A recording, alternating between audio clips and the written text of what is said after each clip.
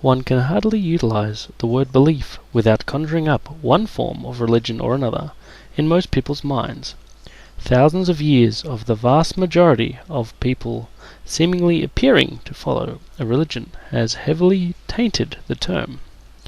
This is even to the point where the scientific community will not touch the word belief, despite the vast majority of scientific studies being highly subjective at best. Instead, theories are sold as fact, when nothing but the most basic mathematics and simplest of observations should be ever considered of having such a trait. Belief is required for the majority of what people think they know in their lives, whether from scientific method or religious doctrine, particularly as the majority of human experience is based on forms of human interaction and perception. This is the case because most ideas, thoughts, and concepts are transferred, processed, and stored in the mind via language. This is the most common way that people communicate with each other, be it verbal or written. The inherited subjectiveness of language is often severely underestimated, even by the most intelligent of people, if appreciated at all.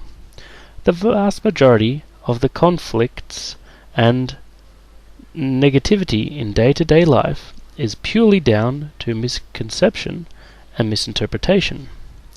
It should be no surprise then that for a society where the quality of language is said to be deteriorating, or where cultural diversity is increasing, that there is likely to be an increase in general tension from this phenomenon of greater misinterpretation alone.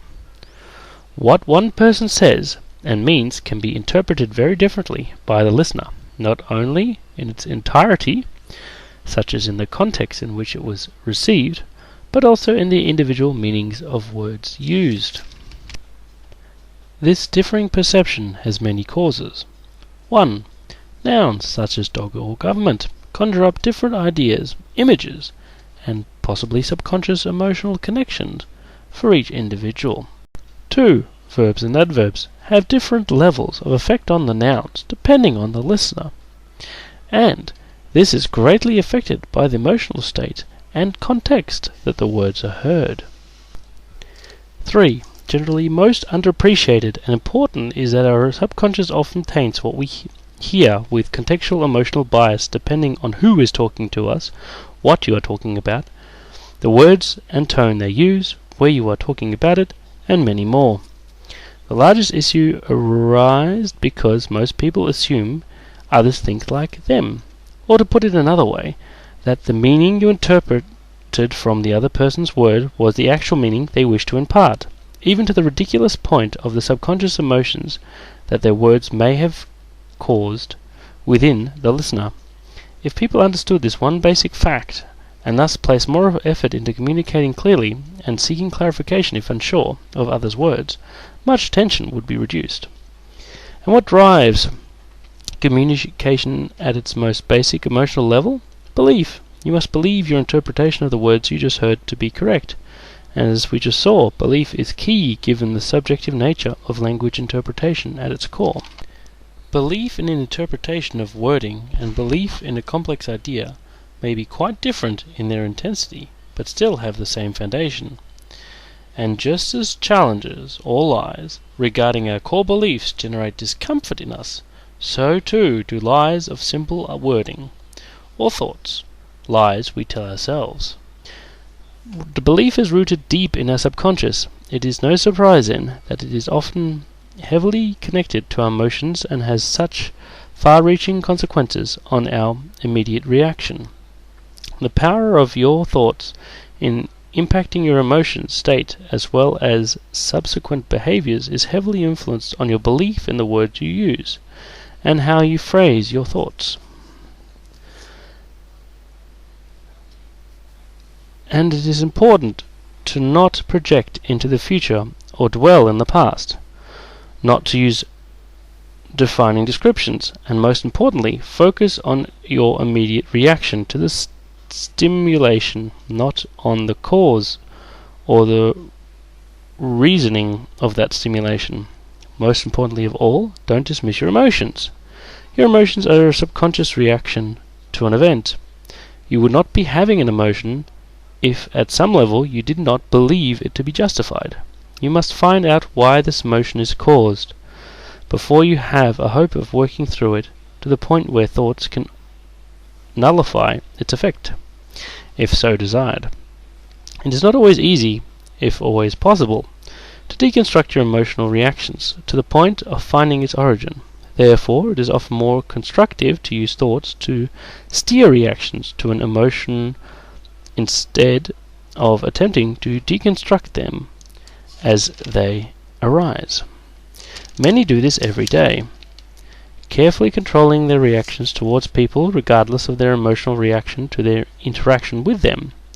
This is, however, emotionally hollow and likely to cause long-term emotional burdens and possibly outbursts depending on the level of suppression. You can feel when you have just suppressed an emotional reaction, and this is used by many as an argument to express anger as a vent, if you will.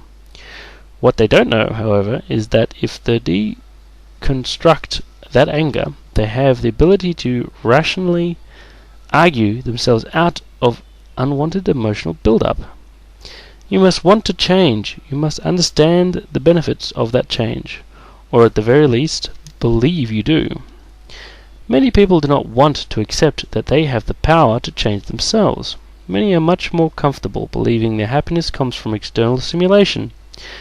They are a passive observer, or victim, if you will, of circumstance.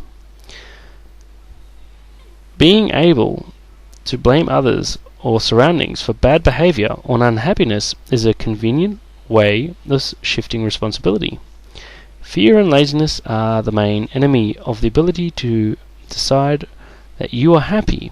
Laziness because it takes effort to remind yourself of all the reasons you have to be happy, and to work through the reasons you are not and act upon them.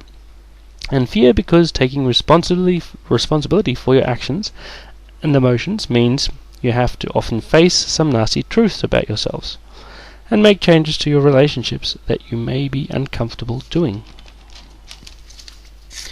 Make no doubt that the most often the scarier of the two confrontations, facing external demons or facing internal ones, is the second.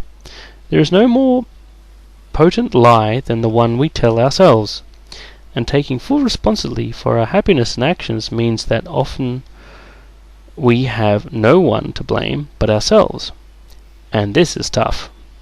Choose to be happy, choose to understand and face your demons, internal and external, for without this you forfeit your control. But as part of this message, take one very positive element, the truth that will assist you in your belief, whatever religion or atheist. Happiness is advantageous in life. Being friendly, polite, forgiving, and all the other positive attributes reiterated throughout most cultures, throughout time, selfishly serves you as an individual. And none of these traits mean you should be taken advantage of. You can always tell someone politely that they are acting unreasonable, or even physically defend yourself. Most of us will only ever rarely experience intense pain or distress, and even then mostly shortly. And after this, you are either dead, or you can rationalize to yourself that you once again have the choice to be happy and act as required, because if nothing else, at least you are still alive for this very moment. Hopefully some food for thought. Let me know what you think. I'll be happy to explain any component more fully. And as always, have a nice day.